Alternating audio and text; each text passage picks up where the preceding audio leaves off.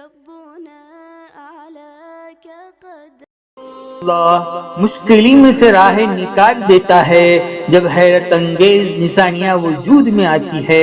السلام علیکم دوستو، مجھے نہیں پتا کہ میں کیوں اپنے ویڈیو میں اپنے حالات بیان کر رہا ہوں۔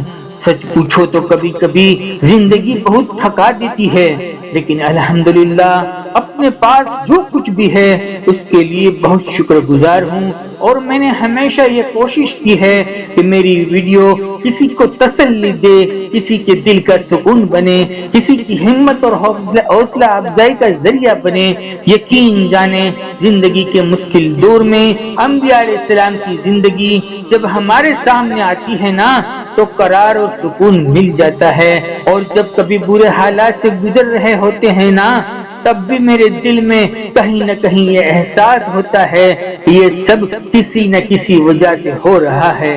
واقعی ہمارے ساتھ جو گزر رہا ہے چاہے اچھا ہو یا برا، اگر وہ آپ کو اپنے رب سے قریب کر دیتا ہے تو اللہ کی طرف سے ایک تحفہ اور انعام ہے، اور اگر یہ مشکلیں آپ کو اللہ سے دور کر رہی ہے تو وہ اللہ کی سزا ہو سکتی ہے۔ یہ میں نہیں کہہ سکتا، اللہ کی حکمت کو کون سمجھ سکتا ہے۔ جانتے ہو میں کہہ رہا تھا کہ دل کے سکون اور تسلی کے لیے انبیاء علیہ السلام کی زندگی نمونہ ہے۔ جانتے ہو دو خوبصورت انبیاء علیہ السلام کون تھے؟ ایک ہمارے پیارے آقا حضرت محمد مصطفیٰ صلی اللہ علیہ وسلم، اور دوسرے حضرت یوسف علیہ السلام۔ جانتے ہو حضرت صحابہ حضرت محمد صلی اللہ علیہ وسلم کے حسن کو چاند کا ٹکڑا کہا کرتے تھے، اور بتاتے تھے کہ آپ کا چہرہ بے مثال اور چمکدار ہے۔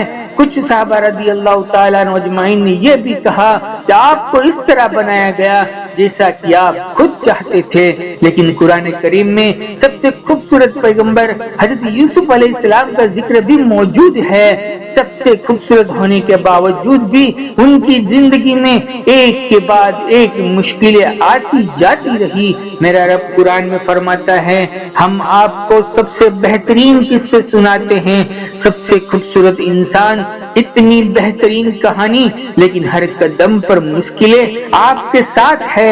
ایک معصوم بچے سے شروع ہونے والی کہانی میں ان کے بھائی اس کی خوبصورتی اور ان کے والد کی محبت سے جلتے تھے، اور یہ جیلسی نے انہیں اتنا اندھا کر دیا تو اسے مارنے کی سازشیں کرنے لگے۔ جان رکھو تمہارے رب کی یہ ایک حکمت اس میں پوشیدہ تھی۔ اگر حضرت یوسف علیہ السلام کو ان کے بھائی کنویں میں پھینکنے کی سازش نہیں ان کو بادشاہت تک پہنچا دیا۔ غور کرے اگر ان کے بھائی انہیں کنویں میں نہ پھینکتے تو ویاپاری انہیں نہ اٹھاتے، اور نہ ہی مصر کے عزیز ان کو خریدتے، اور نہ جیل ہوتی، اور خواب بادشاہ کے خابر کی تعبیر کا نہ موقع ملتا۔ صاف معلوم ہوا کہ مشکلوں میں صبر کرنا، دعائیں کرنا یقیناً انسان کو زیادہ اونچا اٹھا دیتی ہے۔ جیسے حضرت یوسف علیہ السلام کو پہنچایا، اور ان کے بھائی جو انہیں نیچے گرانا چاہتے تھے خود ان کے سامنے جھک گئے، اور جب ان کے بھائی ان سے معافی مانگنے کے لیے آئے تو انہوں نے کہا کہ میرا رب، جن کو میرا رب قرآن میں فرماتا ہے آج تم پر کوئی الزام نہیں، اللہ تمہیں معاف کر دے گا۔ حضرت یوسف علیہ السلام نے اپنی کامیابی کو اللہ کا انعام بتایا، نہ کہ بھائیوں کے برے عمل کا نتیجہ۔ میں یقیناً جانتا ہوں یہ دور بھی گزر جائے گا۔ ہر مشکل ہمیں ایک بڑے بہتر مقام کے لیے تیار کر رہی ہوتی ہے، بس ہمیں کبھی امید نہیں چھوڑنی ہے۔ جان رکھو جب اللہ کسی کو چن لیتا ہے نا تو اس کے راستے میں کانٹے بھی ڈالتا ہے تاکہ انہیں اور مضبوط بنا سکے۔ دنیا کے ہر درد اور مشکل کے پیچھے اللہ کی ایک بڑی رحمت چھپی ہوئی ہوتی ہے۔ جو لوگ اللہ کے لیے صبر کرتے ہیں نا ان کے دلوں میں نور اور زبان کے اوپر شکر رہتا ہے۔ جان رکھو جب انتھک محنت کرتے ہوئے لیکن اچانک رکاوٹیں آ جاتی ہے نا یہ ناکامیاں دل سکن ہو سکتی ہے، خاص طور پر جب ہم نے بہت ساری محنتیں کی ہو۔ تاہم یہ سمجھنا بھی ضروری ہے کہ یہ لمحہ یہ محض اتفاق ہے، ہماری بدقسمتی نہیں ہے۔ یقین جانو یہ تمہارے رب سے بھیجی گئی خاص نشانیاں ہیں جو آپ کو ممکن نقصان سے بچا رہی ہے، کیونکہ وہ عالم الغیوب ہے۔ ہمارے رب کی حکمتیں ہماری سوچ سے، ہماری سمجھ سے کہیں زیادہ ہے، اور وہ ہزاروں بار ہمیں ان چیزوں سے بچاتا ہے جنہیں ہم ضروری سمجھتے ہیں۔ مثال کے طور پر تصور کریں کہ آپ ایسی نوکری کے لیے درخواست دے رہے ہیں جسے آپ اپنے لیے بہترین سمجھتے ہیں، لیکن اپنی قابلیت اور کوششوں کے باوجود بھی آپ کو وہ نوکری نہیں مل پاتی ہے۔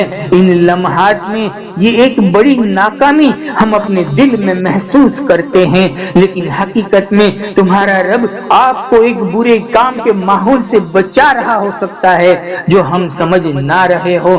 جان رکھو تمہارے رب کے فیصلے پختہ اور اٹل ہوتے ہیں۔ جب تم اپنی زندگی کی ساری تنگی اور تلخیوں کے باوجود اپنے رب کی خوشنودی اور ان کی رضا کی فکر کو مقدم رکھتے ہو نا، تو یہ برے سے برے حالات میں خوش نصیبی کو تمہارا مقدر بنا دیتا ہے۔ اس لیے خوش رہے، امتنان سے رہے، تمہارا رب تمہارا حامی ہے، مددگار ہے، ان قریب وہ رحیم اور رحمان خوشیوں کے در کو کھول کر آپ کی آنکھوں کو ٹھنڈا کرے گا۔ ہماری دلی دعائیں آپ سبھی بہن بھائیوں کے لیے ہے، اللہ آپ سے خوش ہو، راضی ہو، اور غم اور پریشانیاں، بیماریاں اور تنگیاں اور بے سکونیوں کو دور فرمائیں۔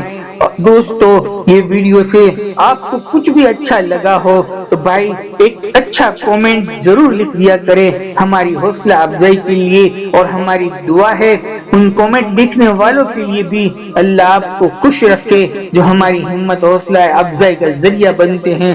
جزاک اللہ خیر، انشاءاللہ پھر ملیں گے ایک اور نئے ٹاپک کے ساتھ، تب تک کے لیے اللہ حافظ۔